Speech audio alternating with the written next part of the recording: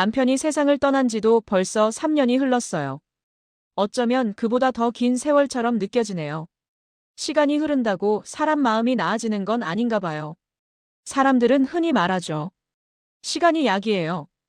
하지만 저에게 시간은 약이 아니라 조용히 내 마음을 깎아내리는 칼날 같았어요. 처음엔 하루하루를 버티는 게 전부였어요. 밥을 해야 하나 말아야 하나. 혼자 밥상을 차리면 그 빈자리가 더 커 보였거든요. 그래서 그냥 대충 때웠어요. 라면 한 그릇, 김치 몇 조각. 그렇게 며칠이 몇 달이 되어버렸죠. 남편은 늘 밥상을 중요하게 생각했어요. 밥은 정성이야. 먹는 게 사는 거야. 그 말이 이제야 마음에 콕 박히네요. 그때는 그저 잔소리처럼 들렸는데 이젠 그 말이 그립습니다. 아들은 회사 일에 치여 살고 며느리 수지는 언제나 바쁘다는 말만 남겨요. 어머니, 주말에 뵐게요. 그 말이 벌써 몇 달째예요. 그래도 이해하려고 해요. 젊은 사람들은 다 그렇잖아요. 살기 바쁘고 자기 인생 챙기기도 벅차니까요. 그래도 가끔은, 정말 가끔은 누군가 내 이름을 불러줬으면 해요. 엄마, 밥은 드셨어요? 그 한마디가 그렇게 어려운 말일까요? 하루는 수진이가 전화를 했어요. 어머니, 요즘은 뭐 하세요? 그냥 지내지 뭐. 그 대답이 내 입에서 너무 쉽게 나와서 스스로 놀랐어요. 그냥 지내지 뭐. 그게 내 인생의 요약이 돼버린 것 같았거든요. 이제는 집안이 너무 조용해요. 시계 초침 소리, 냉장고 돌아가는 소리, 가끔 바람에 흔들리는 창문 소리. 그게 전부예요. 그런데 그 소리들이 너무 크게 들려요. 외로움이란 게 소리의 빈틈 속에서 피어나는 거더군요. 저녁이면 TV를 켜요. 사람들이 웃고 떠드는 예능을 보면 그 안에 온기가 부럽다가도 어느 순간 허무해져요. 리모컨을 눌러도 마음의 공허함은 꺼지지 않아요. 가끔 창밖을 봐요. 옆집 거실에서 들려오는 웃음소리, 손자들이 뛰어다니는 발소리. 그런 소리들이 내 가슴을 쿡쿡 찔러요. 나는 언제부터 이렇게 조용한 인생을 살게 된 걸까? 남편이 떠나고 처음 몇 달은요, 매일 밤 잠을 이루지 못했어요. 불을 꺼도 눈을 감으면 그의 기침 소리, 신문 넘기던 소리, 그리고 나지막한 콧노래가 들려왔어요. 그럴 땐 이불을 뒤집어 쓰고 울었죠. 소리 죽여 울면 숨이 막히는데도 이상하게 후련했어요. 어느 날은 꿈에서 남편이 나왔어요. 평소처럼 웃으며 커피 한 잔 줄래? 하더군요. 나는 기쁜 마음으로 커피를 내리다 문득 깨버렸어요. 그 순간 냉장고 앞에 서서 텅 빈 머리로 커피포트를 바라보다가 그냥 주저앉아 버렸죠. 살다 보면 사람이 사라져도 그 흔적은 곳곳에 남아요. 그 사람의 의자, 옷, 말투, 냄새. 다 사라진 줄 알았는데 어느 날 문득 불쑥 나타나요. 그리고 마음을 무너뜨려요. 아파트 복도에서 우연히 옆집 아주머니를 만났어요. 윤정 씨, 요즘 얼굴이 안 좋아 보여요. 그 말 한마디에 눈물이 왈칵 쏟아질 뻔했어요. 누군가 내 안부를 물어준 게 너무 오랜만이라서요. 그냥 좀 피곤했어요. 그렇게 말하면서도 마음속 어딘가가 따뜻해졌어요. 사람은 참 단순한 존재예요. 그냥 누군가가 괜찮아요? 한마디만 해줘도 그날은 덜 외로워요. 그날 밤 오랜만에 앨범을 꺼냈어요. 먼지가 내려앉은 표지를 쓸며 사진들을 한 장 한 장 넘겼죠. 젊은 시절의 나, 남편, 아이들. 웃고 있더군요. 그 사진 속 나를 보며 참, 그땐 내가 행복했구나. 스스로 중얼거렸어요. 그런데 그 행복이 사라진 게 아니라 그때의 내가 지금 내 안에서 조용히 잠들어 있는 것 같았어요. 누가 다시 불러주길 기다리는 얼굴로요. 다음 날 아침 우편함을 열었어요. 신문과 전단지 몇 장이 섞여 있었죠. 그중 하나가 눈에 띄었어요. 노년 그림 교실 모집. 밑에는 작은 글씨로 적혀 있었어요. 색으로 마음을 표현해 보세요. 그 문장이 묘하게 내 마음을 붙잡았어요. 색으로 마음을 표현한다. 내 마음엔 어떤 색이 있을까? 회색? 검정? 아니면 아무 색도 없을까? 그림이라니 참 오랜만의 단어였어요. 남편이 살아있을 때 나는 자주 꽃을 그렸어요. 그는 내게 말했죠. 윤정아, 넌 꽃을 닮았어. 항상 사람을 향해 피어나잖아. 그 말이 그때는 웃기게 들렸는데 이제 와서 그 말이 마음 깊은 곳에 남아있네요. 며칠 동안 그 전단지를 식탁 위에 올려두고 보고 또 봤어요. 가야 할까 말아야 할까? 이 나이에 뭘 새삼 배우나? 괜히 나가봤자 어색할 텐데. 그런 생각이 계속 맴돌았어요. 그런데도 그 종이를 버리지 못했어요. 이상하게 버리면 안 될 것 같았어요. 며칠 후 결국 마음을 정했어요. 그래, 그냥 한번 가보자. 괜히 기대는 안 하더라도 집에만 있는 것보단 낫겠지. 그날 아침 오랜만에 화장을 했어요. 거울 앞에 앉아 립스틱을 바르는데 그 붉은색이 참 낯설었어요. 얼굴의 주름 사이로 묘하게 생기가 돌았어요. 그 순간 문득 내 마음이 물결처럼 일렁였어요. 그래, 나도 아직 여자구나. 그 단순한 생각이 이상하게 눈물이 나게 했어요. 복지관 문을 열었을 때 물감 냄새가 코끝을 스쳤어요. 창문 너머로 들어오는 햇살, 사람들 웃음소리, 종이 긁히는 연필 소리. 모든 게 따뜻했어요. 처음 오셨어요? 한 아주머니가 말을 걸었어요. 나는 살짝 웃으며 네, 그냥 한번 해보려고요. 그 말이 내 입에서 나오는 게 낯설었어요. 해보려고요.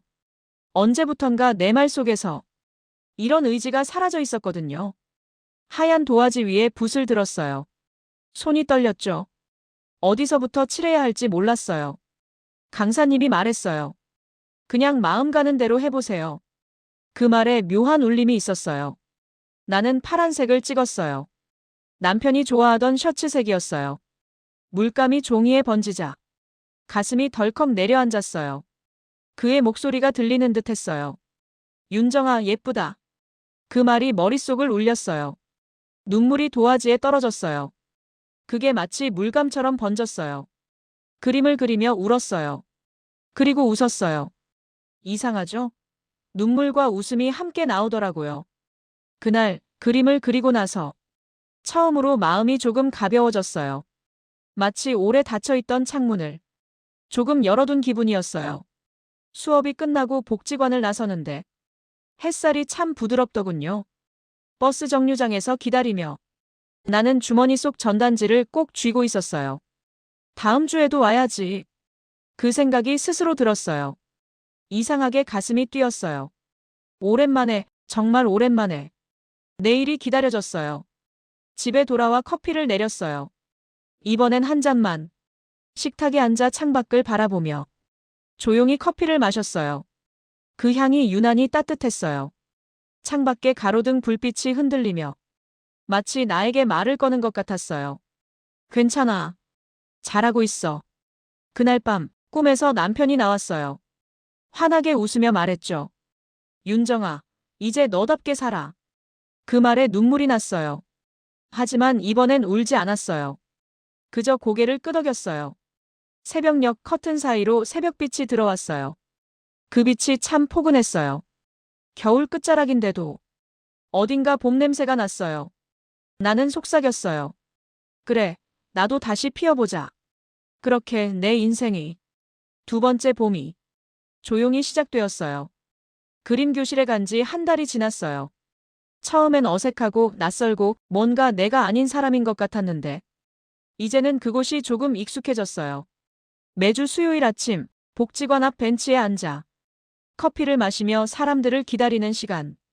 그게 내 일주일 중 가장 설레는 순간이 되었어요. 사람들은 생각보다 따뜻했어요. 서로의 그림을 보며 칭찬도 하고 색이 예쁘다고 구도가 멋지다고. 그 단순한 말 몇 마디가 참 오랜만에 듣는 칭찬이었어요. 누군가 내 손끝에 흔적을 봐준다는 게 그게 그렇게 기쁘더군요. 그날은 유난히 햇살이 부드러웠어요. 창가 자리로 향하던 중 누군가 내 그림 도화지를 대신 잡아주었어요. 무겁죠? 제가 들어드릴게요. 낯선 남자 목소리였어요. 고개를 들어보니 흰머리가 희끗한 남자가 웃고 있었죠.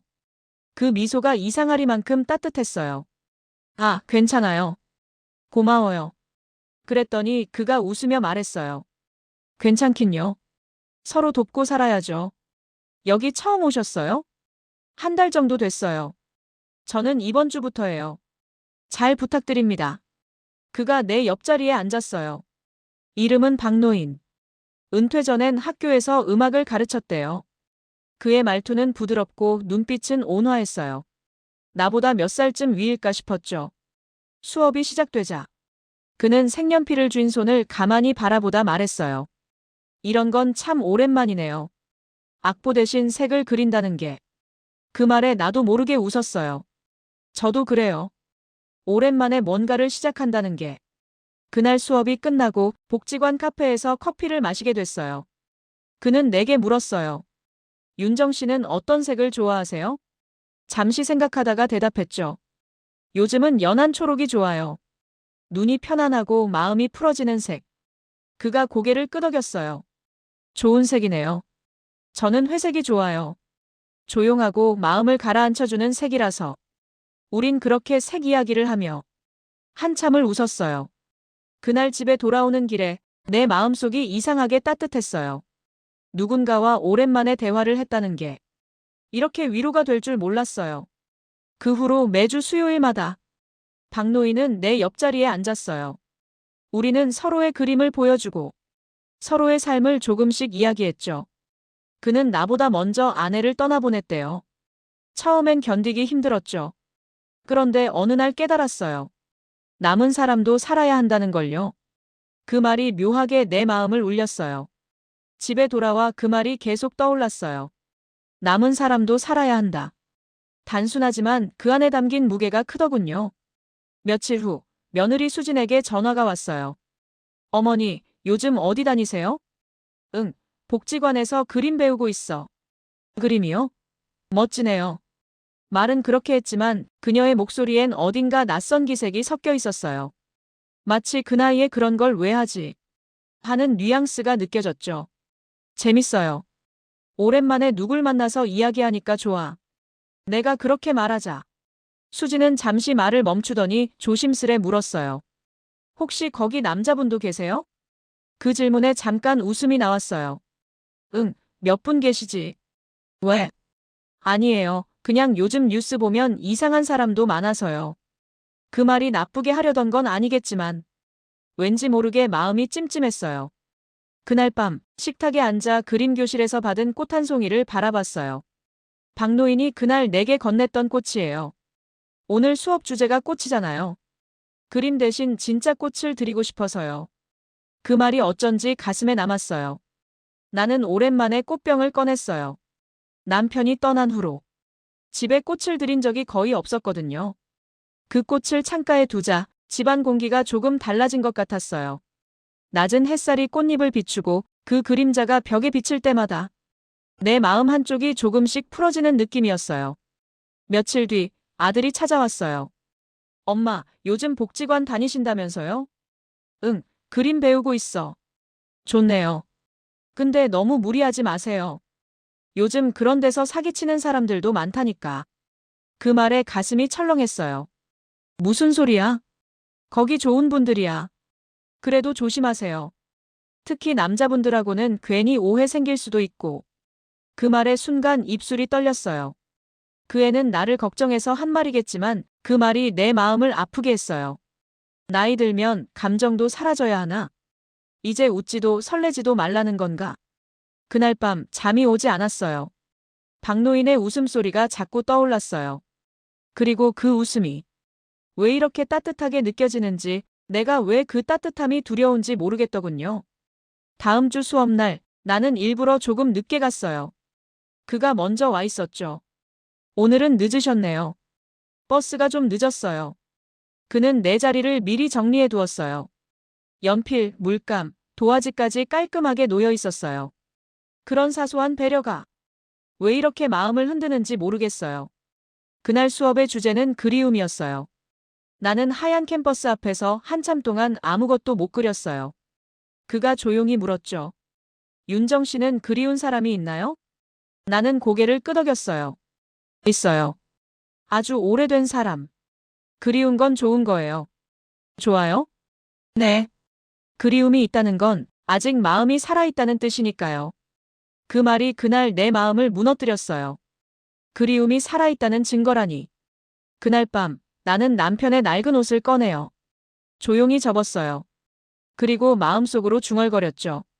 당신이 남긴 그리움 덕분에 나 아직 숨 쉬고 있어요. 그 후로 박노인과의 대화는 내 삶의 작은 즐거움이 되었어요. 그는 나에게 음악 이야기를 자주 들려줬어요. 윤정 씨, 음악이란 게 말이죠. 소리에 공백이 있어서 더 아름다운 거예요. 그게 인생이랑 닮았죠. 빈 시간들이 있어서 우린 그 틈에 사랑을 느끼는 거예요. 그 말이 참 좋았어요. 내 인생의 공백이 더 이상 부끄럽지 않게 느껴졌어요. 어느 날 그는 내게 작은 CD를 건넸어요. 제가 젊었을 때 녹음했던 곡이에요. 언젠가 들어주세요. 집에 와서 CD를 틀었어요. 잔잔한 피아노와 플루트 소리가 흘러나왔어요. 눈을 감으니 마치 내 지난 세월이 영화처럼 스쳐갔어요. 그리고 눈물이 흘렀어요. 그건 슬픔의 눈물이 아니라 감사의 눈물이었어요. 하지만 행복은 늘 조용히 찾아오다가 누군가의 한마디에 흔들리기 마련이죠. 며느리 수진이 주말에 찾아왔어요. 어머니, 요즘 그 복지관 분하고 자주 만나세요? 응, 같은 수업 듣는 분이지. 혹시 자주 따로 만나시거나 하시는 건 아니죠? 그 말에 웃음이 나왔어요. 아니, 그냥 커피 한두 번 마신 거야. 요즘 그런 거 조심하셔야 해요. 괜히 어머니 이름에 이상한 소문이라도 나면. 그녀의 말은 걱정 섞인 듯하지만 그 안엔 어떤 선을 그으려는 느낌이 있었어요. 나는 잠시 말이 막혔어요. 수진아, 나도 사람인데 친구 정도는 가질 수 있잖니. 그렇죠. 근데 어머니는 시댁 어른이시잖아요. 그 말을 듣는 순간 마음이 서늘해졌어요. 시댁 어른. 나는 그 순간 엄마도 윤정도 아닌 그냥 시댁 쪽 사람이 되어버린 기분이었어요. 그날 밤 박노인에게서 전화가 왔어요. 오늘은 복지관 문 닫았대요. 근처 공원에 벚꽃이 폈다던데 같이 보실래요? 잠시 망설였어요. 그런데 결국 거절했어요. 죄송해요. 오늘은 좀 피곤해서요. 전화를 끊고 나서 마음이 한없이 허전했어요. 창밖을 보니 정말로 벚꽃이 피었더군요. 가로등 불빛 아래 하얗게 흩날리는 꽃잎들. 그 아름다움이 오히려 마음을 아프게 했어요. 나는 스스로에게 물었어요. 윤정아, 너는 지금 무엇을 두려워하니? 사람들의 시선? 가족의 시선? 아니면 또다시 누군가를 잃을까봐? 눈을 감고 깊이 숨을 쉬었어요. 그날 밤 나는 처음으로 남편의 사진 대신 박노인의 얼굴이 떠올랐어요.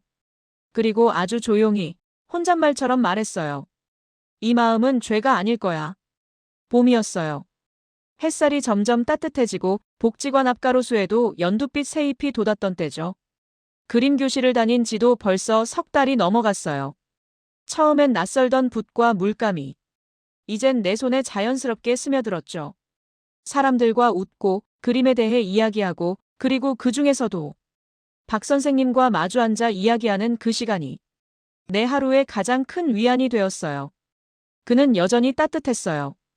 불쑥 커피를 내밀며 오늘은 달게 타봤어요. 그 말 한마디에 하루가 달라졌어요. 내 마음이 그렇게 쉽게 흔들릴 줄 이 나이에 몰랐어요. 하지만 그 따뜻함은 곧 나에게 두려움으로 변하기 시작했어요. 그의 웃음이 반가우면서도 누가 볼까 불안했어요. 누군가 저 두 사람 뭐야? 그렇게 말할까봐 그게 이상하게 무서웠어요. 어느 날은 수업이 끝나고 그가 먼저 말했어요. 근처에 새로 생긴 카페 있대요. 그림 전시도 한대요. 같이 가보실래요? 그 말이 너무 자연스러워서 그냥 고개를 끄덕였어요. 카페 벽엔 아마추어 작가들의 그림이 걸려 있었어요. 봄꽃, 바다, 노을. 그림을 보며 우리는 한참 이야기를 나눴어요. 그가 내게 물었어요. 윤정 씨는 언제 제일 행복하셨어요? 그 질문에 한동안 아무 말도 할 수 없었어요. 그리고 조용히 대답했죠. 누군가 내 이름을 불러줄 때요. 그냥 아무 의미 없이. 그게 참 그립네요. 그는 고개를 끄덕이며 말했어요. 그럼 앞으로는 제가 자주 불러드릴게요. 윤정 씨. 그 한마디에 가슴 한쪽이 뜨겁게 흔들렸어요. 그날 이후 그의 목소리가 내 하루의 일부가 되었어요. 그런데 그날 우연히 복지관 입구에서 며느리 수진을 마주쳤어요. 깜짝 놀랐죠. 어머니, 여기서 뭐 하세요? 그림 배우러 왔지. 아, 여기가 그 복지관이군요. 저희가 근처 카페에 왔다가요. 그녀의 시선이 내 옆에 서 있던 박 선생님에게 향했어요. 안녕하세요. 저는 윤정 어머니 며느리입니다. 그 순간 공기가 묘하게 얼어붙었어요. 집에 돌아온 뒤 그녀가 조심스레 말을 꺼냈어요. 어머니, 아까 그분이랑 자주 만나세요? 같은 수업 듣는 분이야. 친구처럼. 그래도 좀 조심하셔야 해요. 요즘 세상에 이상한 사람도 많고 주변에서 오해할 수도 있으니까요. 그 말에 아무 대답도 못했어요. 괜히 마음이 쿡 하고 내려앉았어요. 오해할 수도 있다는 말. 그 말이 내 존재를 한순간에 부끄럽게 만들어버렸어요. 그날 밤 식탁 위에 그가 선물로 준 작은 꽃다발이 있었어요. 분명 예뻤는데 그날따라 그 꽃이 나를 바라보는 것 같았어요. 너 지금 괜찮은 거니? 그런 눈빛으로. 며칠 후 아들 현우가 찾아왔어요. 엄마, 요즘 복지관에서 자주 뵌다는 분이 계시다면서요? 그래, 같이 그림 배우는 분이지. 엄마 나이에는 좀 조심하셔야죠. 조심이라니? 괜히 남들이 이상하게 보면 어쩌려고 그래요. 그 말이 꽂혔어요. 남들이 이상하게 본다니. 나는 조용히 물었어요. 현우야, 너한테 엄마는 어떤 사람이야? 그야 엄마죠. 그래. 엄만 그냥 엄마지. 근데 엄마도 한 사람이라는 걸. 넌 생각해 본 적 있니? 그럼요. 근데 엄마가 혹시 감정적으로 흔들리시면 그 말이 끝나기도 전에 내 목소리가 떨렸어요. 감정적으로 흔들리면 안 돼. 사람이 늙으면 마음도 늙어야 하니. 현우는 아무 말도 하지 못했어요. 그냥 조용히 고개를 숙였죠. 그 침묵이 더 서글펐어요. 그날 밤 나는 복지관 가는 길을 멈췄어요. 박 선생님에게 전화가 왔지만 받지 않았어요. 조금 거리를 두자. 그게 맞는 것 같았어요. 며칠 후 그가 내 집 앞에 찾아왔어요. 작은 봉투를 내밀었어요. 지난번 윤정 씨 그림 인쇄해봤어요. 너무 예뻐서요. 그의 손끝이 떨렸어요. 그 순간 눈물이 나올 뻔했어요. 하지만 나는 억지로 미소를 지었죠. 고마워요. 그런데 앞으로는 이런 건 하지 말아요. 괜히 오해받을 수도 있으니까. 그가 조용히 고개를 숙였어요. 제가 잘못했네요. 그 말에 가슴이 철렁 내려앉았어요. 그날 밤 나는 멍하니 그의 인쇄된 그림을 바라봤어요. 하얀 배경에 파란 바다가 그려져 있었어요. 당신의 바다엔 아직 햇살이 남아있네요. 그의 손글씨로 그렇게 적혀 있었어요. 그 한 줄이 내 마음을 천천히 무너뜨렸어요. 며느리는 여전히 예의 바르게 전화를 걸어왔어요. 어머니, 요즘은 복지관 안 가세요? 응, 잠깐 쉬고 있어. 그래요. 어머니는 그런 데보다는 차라리 교회 다니시는 게 나을 것 같아요. 그래, 알았어. 나는 그렇게 대답했지만 전화가 끊기자마자 울었어요. 그 눈물은 서러움도 분노도 아닌 그냥 나 자신에 대한 연민이었어요. 며칠 동안 집 안에서 아무것도 안 했어요. 커튼을 치고 불을 끄고 그냥 멍하니 앉아 있었죠. 그러다 거울을 봤어요. 그 안엔 주름진 얼굴, 붉어진 눈, 그리고 입술을 꽉 다문 여자가 있었어요. 저게 나구나. 순간 이상하게 낯설었어요. 누구의 엄마도 누구의 아내도 아닌 그냥 나 자신으로 마주한 순간이었어요. 며칠 후 박 선생님에게서 편지가 왔어요. 요즘 보기 힘들다며 그림은 마음의 언어니까 말로 하지 못할 것도 그릴 수 있으면 좋겠다. 그렇게 써 있었어요.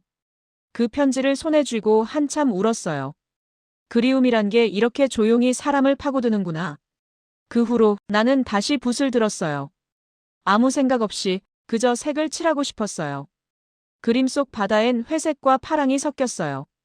그건 내 마음의 색이었어요. 희미한 슬픔 속에도 아직 조금의 따뜻함이 남아있는 색. 며느리 수진이 어느 날 찾아왔어요. 어머니, 요즘 괜찮으세요? 응. 잘 지내. 저 죄송해요. 제가 너무 예민했어요. 그녀의 목소리가 약간 떨렸어요. 아니야. 너도 내 입장이 있지. 근데 어머니가 예전보다 얼굴이 밝아지신 것 같아요. 그 말에 웃음이 나왔어요. 그래? 그럼 다행이네. 그날 밤 나는 박 선생님에게 짧은 문자를 보냈어요. 그림 덕분에 다시 웃을 수 있었어요. 고마워요. 그는 바로 답장을 보냈어요. 언젠가 봄꽃이 필 때 다시 그림 그립시다. 그 한 줄이 내 마음의 문을 다시 열었어요. 그날 밤 나는 처음으로 편안히 잠들었어요. 눈을 감으니 바람에 흔들리는 벚꽃잎이 보였어요. 그 사이로 그의 미소가 스쳐갔죠. 슬프지 않았어요. 그냥 고마웠어요. 세상은 여전히 사람들의 시선으로 가득하고 그 안에서 나는 여전히 작고 흔들리지만 그래도 이제는 알 것 같아요. 사람이 사람을 좋아하는 마음은 나이가 아니라 온기로 피어난다는 걸요. 그 봄, 내 안의 폭풍은 그렇게 지나갔어요. 세상이 날 흔들어도 내 마음속엔 여전히 따뜻한 빛 한 줄기가 남아 있었어요. 봄 감기라는 게 이렇게 사람을 푹 꺾을 줄 몰랐어요. 아침부터 기침이 잦고 몸에 힘이 없었죠. 평소 같으면 따뜻한 죽이라도 끓여 먹고 쉬었을 텐데 그날은 이상하게 손가락 끝까지 떨려서 냄비 뚜껑 하나 제대로 잡지 못했어요. 식탁 의자에 잠깐 앉았다가 그대로 고개를 떨구고 한참을 숨만 몰아쉬었죠. 가끔은 몸이 먼저 신호를 보낸다는 생각을 해요. 그동안 말하지 못한 마음의 짐들이 조용히 몸을 타고 흘러내려와 어디선가 무게를 만든다고. 그 무게가 오늘은 기침과 열로 드러난 거겠죠. 문득 핸드폰이 울렸어요. 수진이었어요. 어머니, 오늘 병원 가보셨어요? 평소 같으면 괜찮다고 웃어넘겼을 텐데 그때는 이상하게 솔직해지고 싶었어요. 몸이 조금 안 좋아. 제가 갈게요. 가까운 응급실로 같이 가요. 병원 플로레선트 조명 아래 누워있으니 내 삶의 하이라이트가 한 장면씩 스쳐 지나가는 기분이었어요. 의사는 큰 병은 아니라고 했어요. 가벼운 폐렴 기운, 며칠만 수액 맞으면 금방 나아질 거라고. 그 말을 듣는데도 눈물이 나왔어요. 안도의 눈물이었는지 외로움의 눈물이었는지 나도 모르겠더군요. 수지는 내 손을 잡고 말했어요. 어머니, 제가 자꾸 선을 그은 것 같죠? 죄송해요. 나는 웃었어요. 너도 내 위치가 있지. 어려운 거 알아. 그녀가 조심스럽게 고개를 끄덕였어요. 근데요, 어머니의 스케치북을 봤어요. 침대 옆 가방에 있는 거. 그 말에 가슴이 철렁했어요.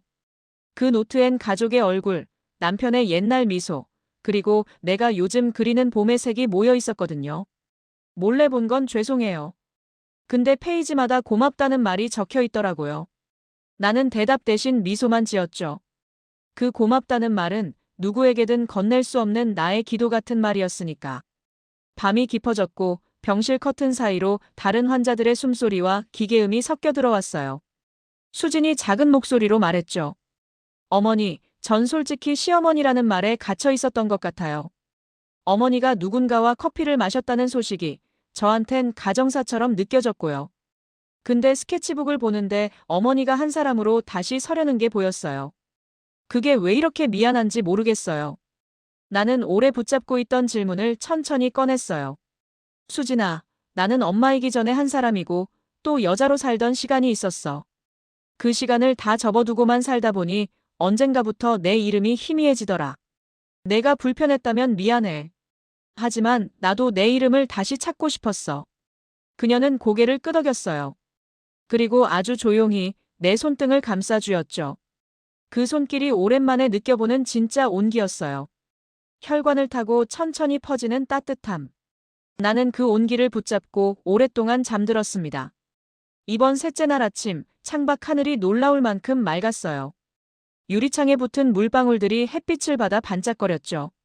수진이 아침부터 병실에 와 있었어요. 손에 작은 꽃다발을 들고. 병원 매점에서 샀어요. 병실은 향이 강하면 안 된다 해서 향 약한 걸로. 그 아이의 그 서툰 배려가 왜 그렇게 사랑스러웠는지. 나는 그 꽃을 머리맡에 놓고 꽃잎에 손가락을 살짝 대보았어요. 부서질 듯 가벼운 살결. 살아있다는 건 이렇게 부드러운 감촉으로도 증명되는구나. 아들이 점심 무렵에 들어왔어요. 현우는 입술을 몇 번이나 달싹거리다가 겨우 말을 꺼냈죠. 엄마 미안해. 내가 고개를 기울이자 그가 덧붙였어요. 엄마를 엄마로만 봤어요. 그냥 내가 두려웠던 것 같아요. 세상이 엄마를 오해할까봐 내가 지켜야 한다고 생각해서. 근데 그게 엄마를 가둔 거였다는 걸 이제 알았어요. 나는 그 아이를 바라봤어요. 언젠가 작은 손으로 내 치마를 붙잡고 엄마 하고 달려왔던 그 얼굴이 겹쳐 보였죠. 현우야, 내가 지키려던 것도 사랑이야. 다만 사랑에도 숨 쉴 틈이 필요하단다. 그는 고개를 깊게 숙였어요. 그리고 내 침대 옆 의자에 앉아 한참을 조용히 앉아 있었죠. 그 침묵은 미안함의 침묵이 아니라 마음이 서로 닿는 시간이었어요. 며칠 지나 상태가 빠르게 호전되었어요. 퇴원 수속을 기다리던 오후, 나는 수진에게 부탁했어요. 집에 들렀다 복지관에 잠깐만 데려다 줄래? 그녀가 눈을 동그랗게 떴죠. 오늘 쉬셔야 하는 거 아니에요? 쉬고 싶어. 근데 내가 쉬는 곳이 어디인지 오늘은 거기서 쉬고 싶네. 수진은 대답 대신 미소를 지었어요. 그럼 제가 운전할게요. 복지관 앞 벤치. 봄볕은 내내 그 자리에 있었던 사람처럼 자연스럽게 앉아 있었어요. 나는 가방에서 스케치북을 꺼냈죠. 그리고 표지 안쪽에 작은 메모 한 장을 붙였습니다. 나의 봄은 너머에서 온다. 두려움 너머, 체면 너머, 역할 너머에서. 그 문장을 쓰고 있는데 그림 교실 문이 열렸고 웃음소리 속에서 익숙한 목소리가 들렸어요. 윤정 씨? 박 선생님이 문가에서 나를 보고 멈춰 섰어요. 웃음이, 그리고 놀람이, 그리움이 한꺼번에 얼굴에 번졌죠. 나는 천천히 일어났어요. 잠깐 쉬었어요. 그가 말없이 고개를 끄덕였어요.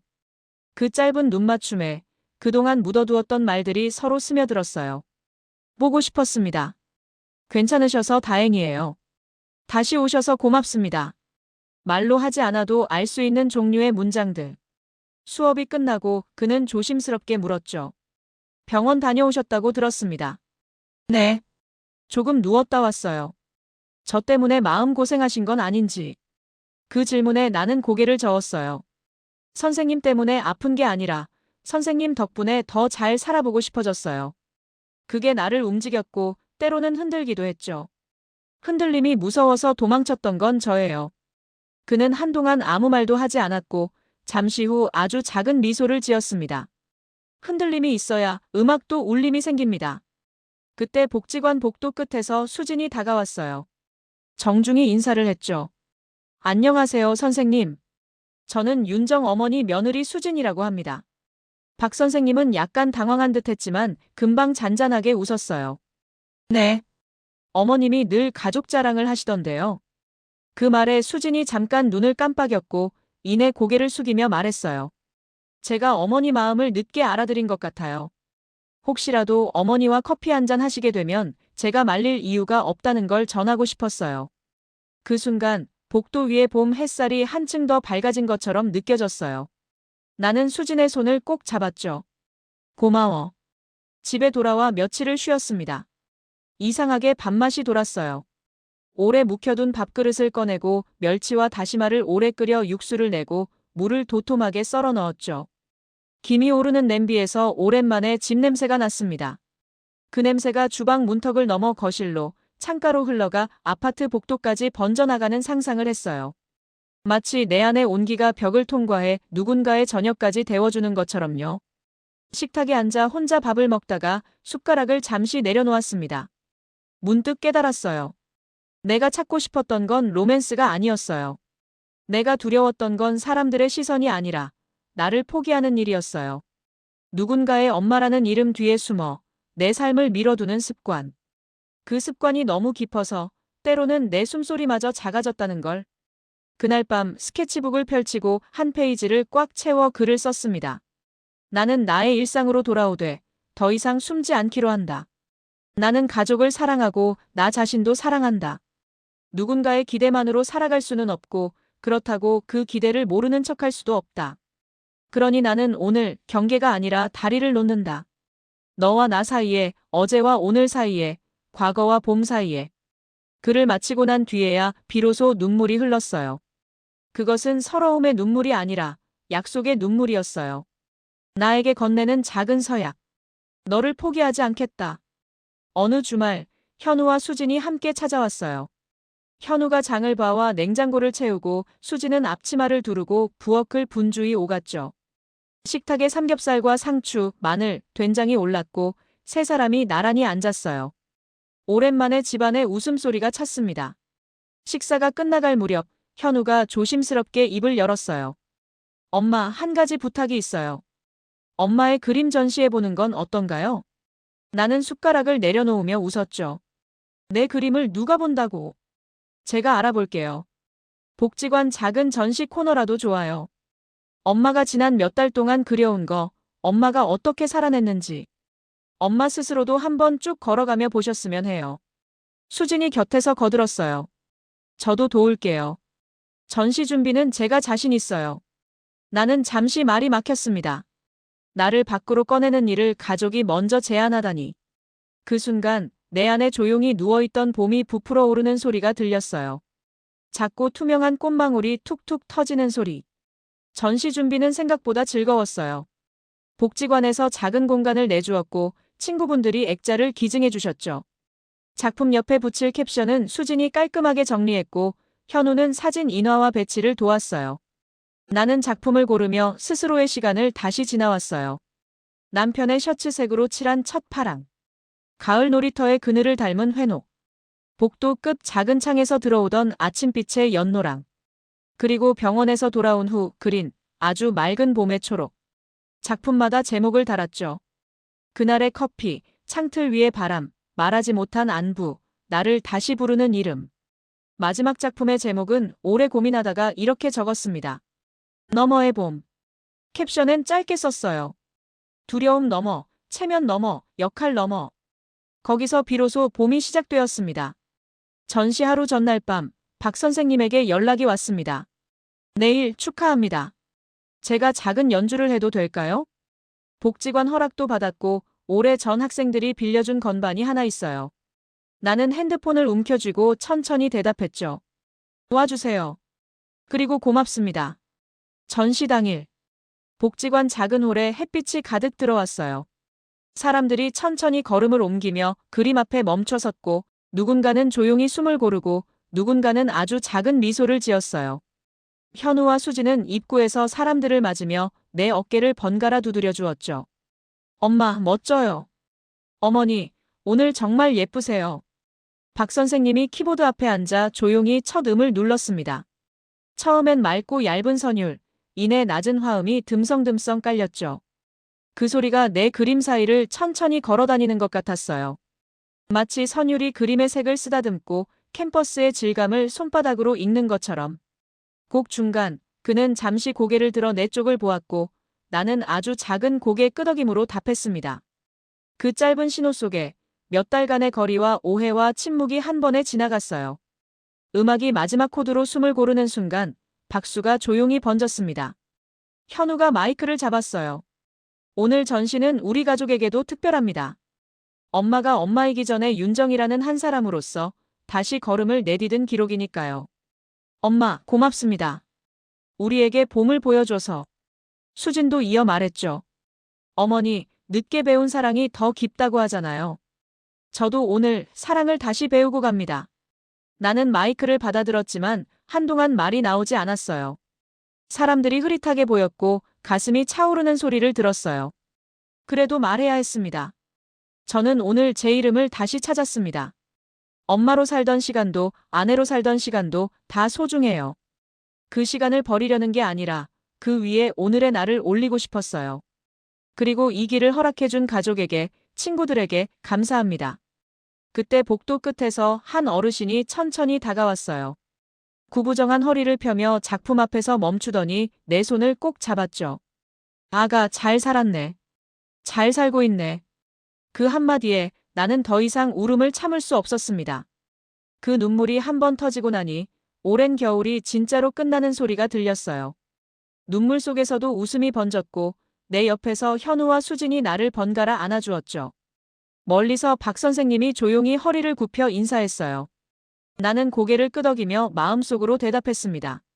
고맙습니다. 당신의 음악이 내 봄을 열었습니다. 전시가 모두 끝나고 저녁이 되었습니다. 사람들이 흩어지고 홀에는 빛이 많이 누그러졌어요. 우리는 전시 패널을 정리하고 액자에 먼지를 닦고 의자를 제자리에 돌려놓았죠. 창문 밖으로는 노을빛이 길게 늘어져 있었어요. 그 노을빛이 내 그림 위로 살짝 내려앉아 하루 종일 웃고 떠든 색들을 조용히 재워주는 것 같았어요. 돌아가는 길 수진이 운전대를 잡았고 나는 뒷자리 창가에 기대 앉았어요. 현우가 물었죠. 엄마, 오늘 무슨 생각했어요? 나는 잠시 창밖을 보다가 천천히 대답했어요. 사람이 혼자서도 살 수 있지. 근데 혼자만으로는 피어나기 어렵더라. 오늘은 내가 다시 피어나도록 도와준 손들을 많이 봤어. 너희 손, 친구들의 손, 선생님의 음악 그리고 내 손. 현우가 거울로 나를 보며 웃었어요. 엄마 손이 제일 컸을 거예요. 집에 도착하니 복도 공기가 낮보다 한결 차분했어요. 현관문을 열자 전시장에서 가져온 꽃다발이 싱크대 옆에 비스듬히 놓여 있었죠. 유리컵에 물을 채우고 꽃을 가지런히 꽂았어요. 그 순간 문득 생각이 났어요. 한때 나는 꽃을 집에 들이지 않았었죠. 외로움이 더 짙어질까봐. 하지만 이제는 알겠어요. 꽃은 외로움을 키우는 게 아니라 외로움을 비춰주는 거라는 걸. 그리고 비춰진 외로움은 이름을 갖게 되고 이름을 가진 외로움은 더 이상 무섭지 않다는 걸. 밤이 깊어졌습니다. 침대만 스탠드를 끄고 누우니 천장에서 아주 옅은 그림자가 흔들렸어요. 나는 눈을 감고 내일의 일정을 생각했어요. 오전엔 복지관, 오후엔 집안일, 저녁엔 따뜻한 차 한 잔. 평범한 하루가 이렇게도 사랑스럽다니. 잠결에 오래전에 들었던 목소리가 귀 끝을 스쳤습니다. 윤정아, 잘했어. 나는 대답 대신 미소를 지었습니다. 이제 그 목소리는 과거를 끌어당기지 않아요. 오히려 내일을 밀어올려주는 바람 같았어요. 며칠 뒤 작은 변화 하나가 더 생겼습니다. 현우가 휴대폰에 내 연락처 이름을 바꿨어요. 엄마에서 윤정 엄마로. 사소하지만 묘하게 큰 일이었죠. 그는 말했어요. 엄마가 엄마이기 전에 윤정이라는 걸 나도 잊지 않으려고. 나는 웃으며 장난스럽게 대답했죠. 그러다 언젠가 그냥 윤정으로 바꾸면 서운할까? 현우가 머쓱하게 웃었어요. 그건 아주 오래 지나서 엄마가 원하시면. 수지는 내게 문자를 보냈습니다. 어머니, 다음 전시엔 제목을 제가 도와서 함께 짓고 싶어요. 그리고 때로는 커피도, 때로는 차도, 때로는 조용한 산책도 허락해 주세요. 함께 배울 게 많아요. 나는 짧게 답장을 보냈습니다. 그래, 우리 함께 배워가자. 나는 너의 어머니이자 너의 동료가 될게. 나는 가만히 창문을 열었습니다. 초여름으로 넘어가는 바람이 방 안을 가로질렀고 커튼 끝을 살짝 들어 올렸어요. 부엌의 꽃은 아직 싱싱했고 물컵 속에서 줄기가 투명하게 빛났습니다. 이 집은 더 이상 고요 속에만 머물지 않겠죠. 여기엔 숨소리가 있고 음악이 있고 발걸음이 있고 무엇보다 이름들이 있어요. 남편의 이름, 아들의 이름, 며느리의 이름, 그리고 나의 이름. 오늘의 마지막 문장을 스케치북에 적었습니다. 나는 다시 가족의 한 사람으로 서겠다. 그리고 동시에 나 자신으로 서겠다. 둘 중 하나를 포기하지 않겠다. 사랑은 나눠 가지면 줄어드는 게 아니라 모양을 바꿔 커진다. 그 커진 사랑이 우리를 같은 식탁으로 부른다. 펜 끝을 떼는 순간 창밖에서 어린아이의 웃음소리가 터졌고 누군가의 자전거 바퀴가 바람을 가르며 지나갔습니다. 나는 그 소리를 배경음처럼 깔고 조용히 불을 껐습니다. 어둠은 더 이상 빈칸이 아니었어요. 오늘로 잘 채워진 따뜻한 쉼표였으니까요. 그리고 마음속으로 아주 또렷하게 말했습니다. 고맙습니다. 오늘 진짜 봄을 배웠습니다. 전시가 끝난 뒤 며칠 동안 나는 부지런히 집안을 정리했어요. 벽에 걸린 달력을 바꾸고 싱크대 배수구를 닦고 오래된 밀폐용기를 비워냈죠. 이 작은 정리들이 어쩐지 내 마음의 서랍까지 가지런히 정돈하는 기분이었어요. 사람이 다시 살기로 결심한다는 건 때로 거창한 선언이 아니라 그저 끝나간 앞치마를 꿰매고 마른 수건을 햇볕 아래 펼쳐놓는 일인지도 모르겠어요. 그날 아침 수진에게서 문자가 왔어요. 어머니, 이번 주말에 가족 식사 어떠세요? 저희 집으로요. 드레스 코드는 봄 컬러로. 문자를 읽고 혼자서 실소했죠. 봄 컬러라니 귀여운 애 같으니라고. 서랍을 열어 오래 입지 않았던 연한 민트빛 블라우스를 꺼냈어요. 소매를 한번 쓸어보고 고개를 갸웃했죠. 그래. 오늘만큼은 조금 밝게 입자. 나를 꾸미는 일에 미안해하지 말자. 주말 오후 아들 집 초인종을 눌렀어요. 문이 열리자 고소한 육수 냄새와 웃음소리가 한꺼번에 쏟아졌어요. 수지는 앞치마도 제대로 맸더군요. 어머니, 어서 들어오세요. 오늘 메뉴는 수육과 바지락 칼국수. 식탁엔 새로 산 듯한 초록 식탁보가 깔려 있었고 그 위에 얇은 잔꽃무늬 접시가 반짝였어요. 현우가 주방에서 허둥지둥 나왔죠. 엄마, 오늘은 제가 면을 치댔어요. 좀 뚝뚝 끊어지면 사랑이 과했던 탓으로 이해 부탁. 그의 농담에 웃음이 저절로 나왔어요. 예전 같으면 이런 장면 앞에서 나는 손님인가, 식구인가 하는 생각이 스쳤을 텐데. 이상하게도 그날은 그런 경계가 흐릿해졌어요. 식탁 모서리마다 함께라는 단어가 넉넉히 차올라 앉아있는 것만 같았어요. 수진이 반주 한 잔을 따라주며 말했죠. 어머니, 건배사가 필요해요. 나는 잔을 들고 잠시 생각했어요. 그럼 다리를 놓자고 할까? 현우가 고개를 갸웃했죠. 다리요? 응. 우리는 오래 서로 눈치를 보며 강을 마주보고 있었던 것 같아. 그런데 오늘은 다리를 놓고 우리가 그 위로 건너가자. 너와 나 사이에, 어제와 오늘 사이에. 우리는 잔을 살짝 부딪혔고 투명한 소리가 부엌의 유리창까지 맑게 퍼졌어요. 그 순간 내 마음에서 어떤 얼음장이 또각 부서지는 소리가 났어요. 식사가 끝나갈 무렵 수진이 조심스레 물었어요. 어머니, 다음 주에 쉬시는 날 복지관에서 같이 자원봉사하실래요? 전시 때 뵌 어르신들 중에 손이 부족한 곳이 많더라고요. 제가 일정 정리해 볼게요. 나는 잔을 내려놓고 천천히 고개를 끄덕였어요. 좋지. 나도 배웠으니 이제 조금 나눌 차례네. 현우가 환하게 웃었어요. 엄마, 다리는 정말 제대로 놓이네. 그날 저녁 설거지를 같이 하다가 수진이 낮은 목소리로 속삭였어요. 어머니 한 가지만 여쭤봐도 돼요? 불편하시면 대답 안 하셔도 돼요. 나는 물기를 털어내며 그녀를 보았죠. 박 선생님과 요즘은 어떠세요? 그 질문 앞에서 나는 웃는 얼굴로 솔직해지기로 했어요. 좋아하는 마음이 있어. 다만 서두르지 않으려 해.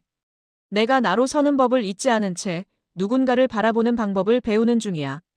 수지는 내 손등을 가볍게 짚었어요. 저 응원할게요. 정말.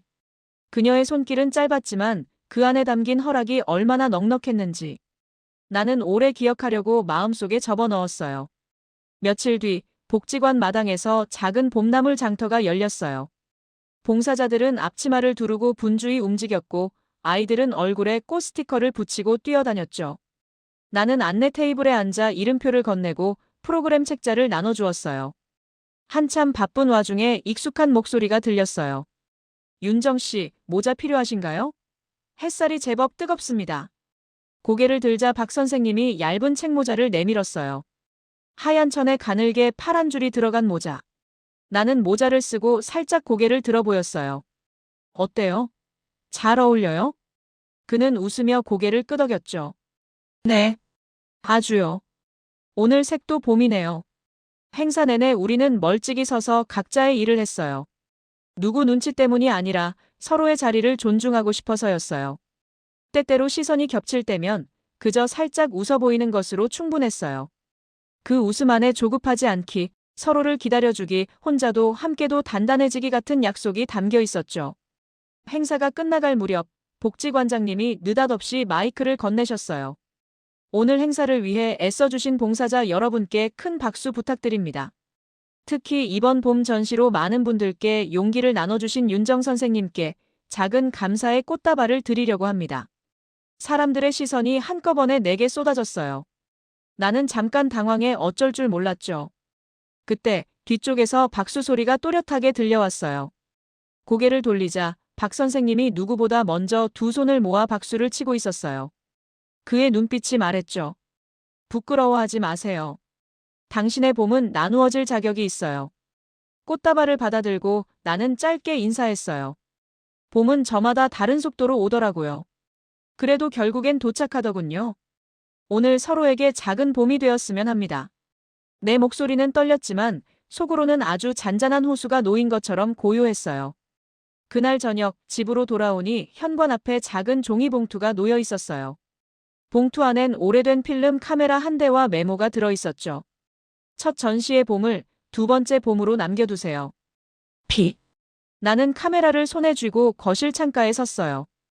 빛의 각도를 보며 초점을 맞추는데 신기하게도 손이 떨리지 않았어요.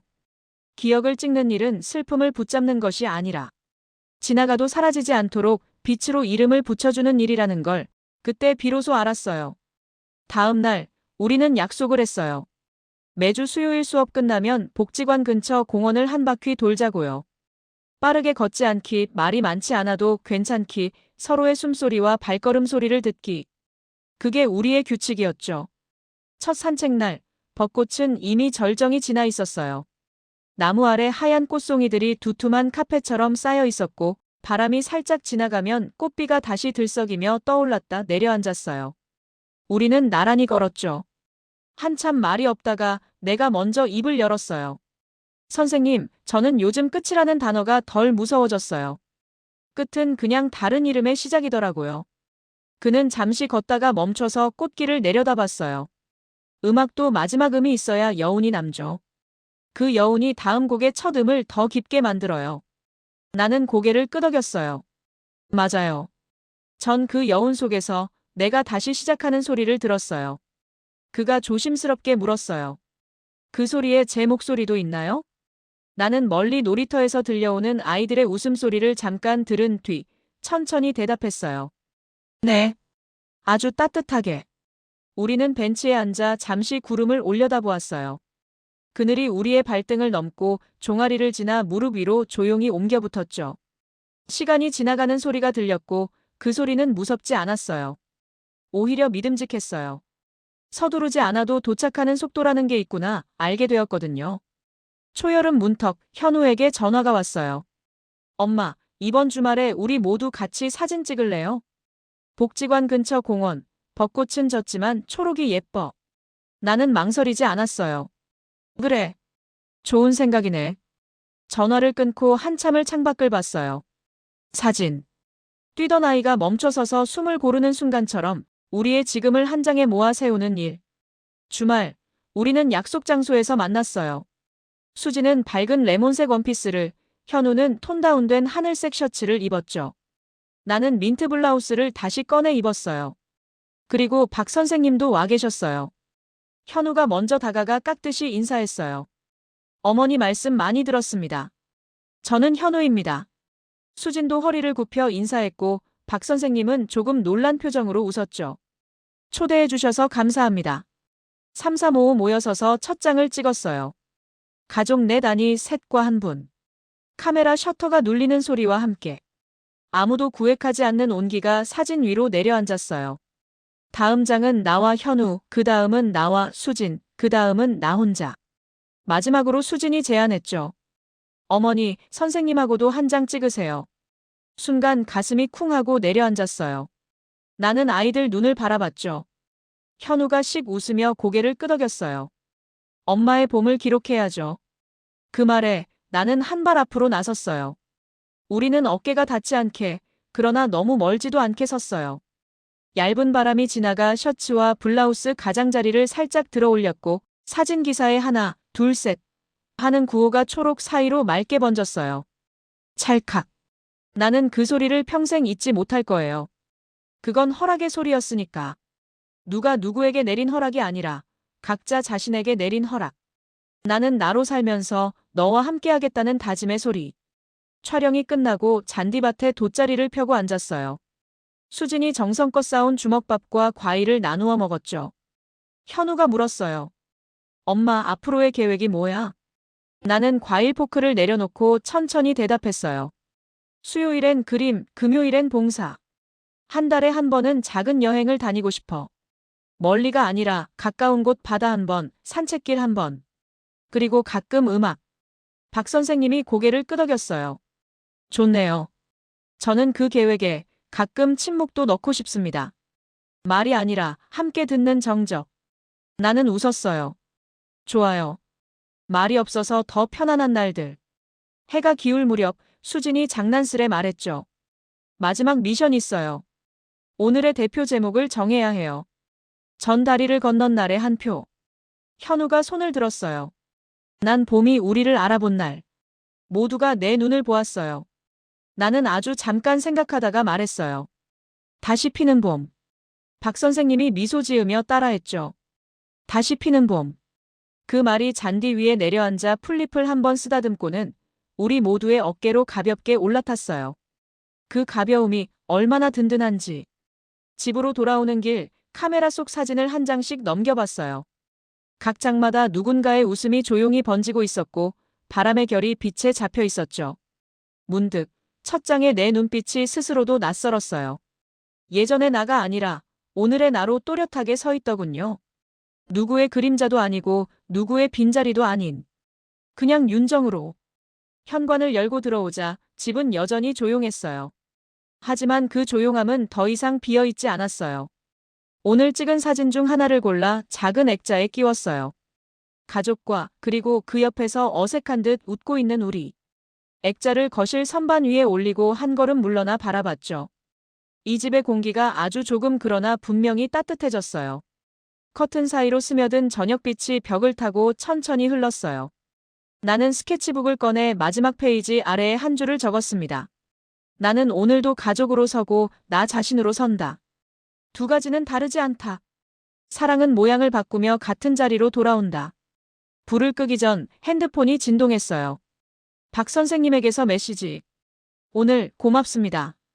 우리는 서두르지 않고도 같은 곳으로 가고 있네요. 나는 답장을 보냈어요. 네. 우리의 속도로, 우리의 봄으로. 스탠드를 끄자 방 안이 부드러운 어둠으로 물들었어요. 바람이 창문 틈을 타고 들어와 커튼을 한번 흔들었고 멀리서 누군가의 웃음소리가 작게 들렸죠. 나는 눈을 감고 조용히 속삭였어요. 다시 피는 봄, 잘 왔습니다. 그리고 정말로 오래간만에. 나는 마음 한가운데까지 따뜻한 잠에 빠져들었어요. 내일 아침 나는 다시 커피를 내릴 거예요. 이번엔 두 잔이 아닙니다. 한 잔. 하지만 그 한 잔은 더 이상 외로움을 새는 잔이 아니라 내 삶을 천천히 데우는 잔일 거예요. 커튼 밖으로 새벽이 다가오고 있었고 아주 멀리 어디선가 새가 짧게 울었어요. 나는 그 소리를 들으며 마지막 문장을 마음에 새겼습니다. 나이는 숫자일 뿐, 마음이 피면 인생도 다시 피어난다.